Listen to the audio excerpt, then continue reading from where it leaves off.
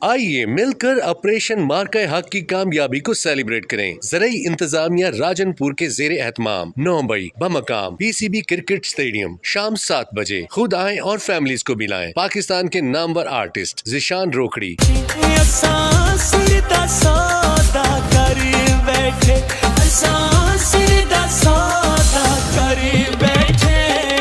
और गुलाब की शानदार परफॉर्मेंस।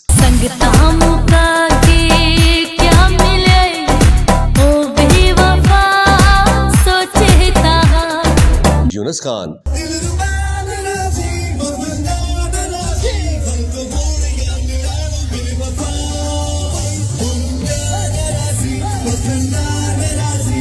कंपेयरिंग नदीम खान तरीन। बार बार ये कहते हैं क्लैप करेंगे और जिले इंतजामिया यहाँ की इस कदर और यहाँ के लोग इस कदर खूबसूरत और अच्छे दिल के हैं कि वो एंजॉय करते हैं।